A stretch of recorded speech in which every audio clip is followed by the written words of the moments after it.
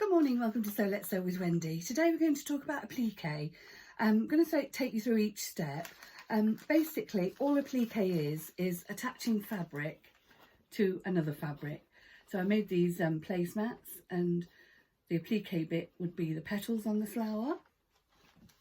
I've made little, oops, you can't really see it, little nutcracker soldier. He's quite sweet. And that one, I think it was just a picture I saw on the internet and copied it. And the same with this. I just saw this picture and thought that would be really nice as appliqué. So I printed it off and then appliquéed it.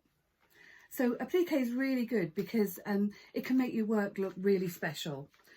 Things you'll need a pattern, either a bought pattern or something you've downloaded, or if you're arty, you could draw something. And there are two ways really to do appliqué. One of them is using Bondaweb or heat and bond. This is a piece of Bondaweb, and on one side it's got paper, and on the other side, you can't see it but you'll feel it, it's got bobbly bits, and that's the glue. And then there's good old freezer paper that you might find in your kitchen. It has a paper side and a shiny side. Basically, all you do is use your medium, copy your template, and I'll show you what to do. Okay? Right, here I am at the desk. What I'm going to do is I'm going to use this little flower as my test piece. So literally, I've got my piece of Bondaweb, and I'm just going to trace around the flower.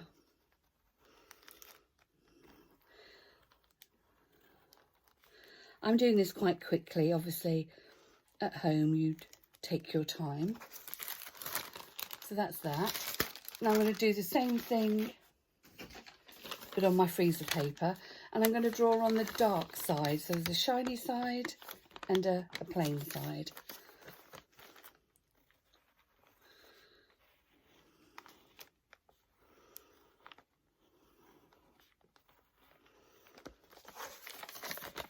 There we have it.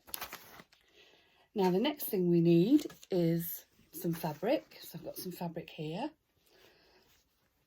Now, let me just trim the Bondaweb. So all I've done is just roughly cut it out. Now with Bondaweb, you attach it to the wrong side of the fabric.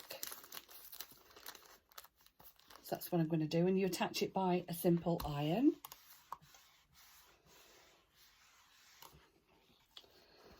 Then I'll just snip that, and I'll do a different colour, I think, for the other flower. Now with the freezer paper, it doesn't matter what side of the fabric it goes on. And once you've got your template from the freezer paper, you can use this about 5 or 6 times. And I think the freezer paper is by far the more or less expensive option. So I'll just roughly cut my shape out. Now all we do is we cut round where we've drawn. And the best way to do this is always to make your work move, not your scissors. So I'm trying to do it so you can see what I'm doing. So I'm leaving my scissors where they are, and I'm moving the work.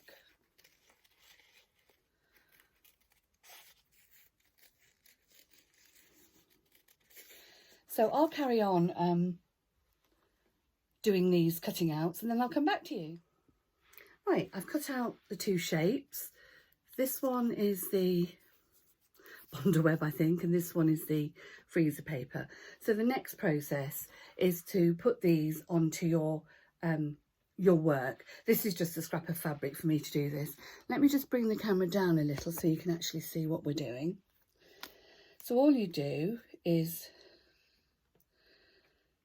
peel it off.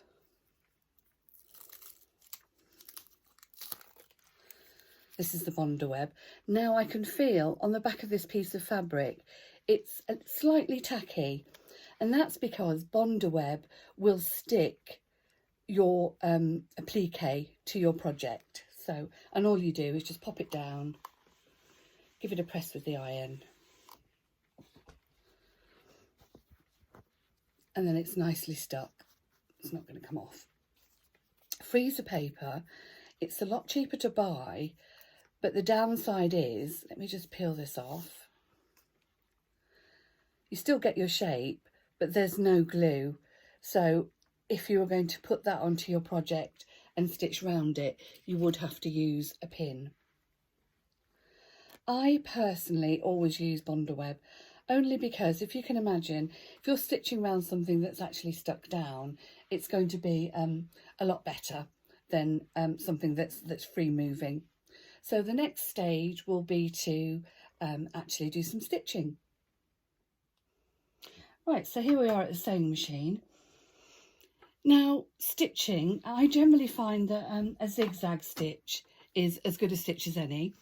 If you've got a fancy machine, you'll see all kinds of lovely stitches on there, and you can use those, but I'm just going to show you with a zigzag. So my machine defaults to a zigzag that is 5.0 wide and 2.0 long. Now, this is quite a small piece of applique that I'm going to do. So I want my width to be about 3 and my length to be about 1.5.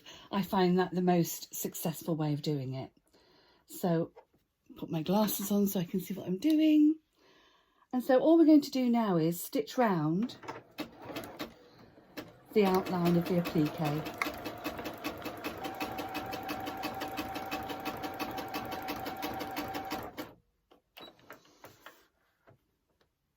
don't know if you can see what I'm doing, but let's try and bring you in a little closer. Oops, maybe not.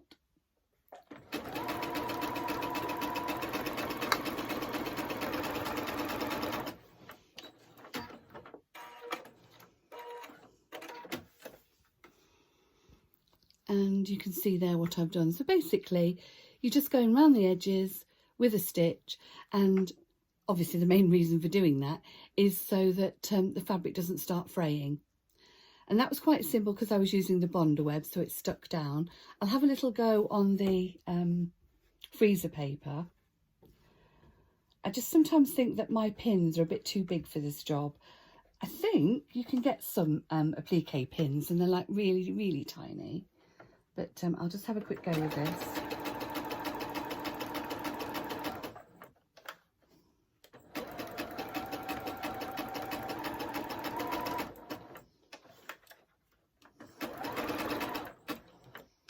I must admit, I use a mixture of both. I don't use freezer paper all the time, and I don't use Bondaweb all the time. It depends on the project.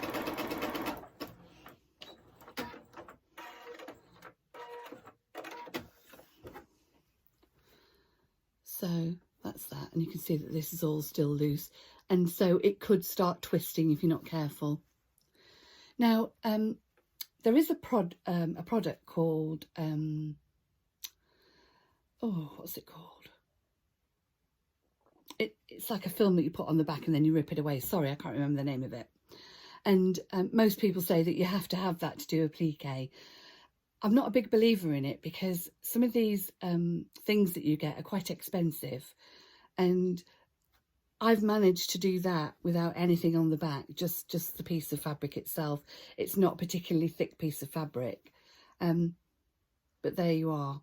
And some of the projects you can make are really lovely, so I would hope that you would like to give it a go. If you need any more help, please do let me know, and thank you so much for watching.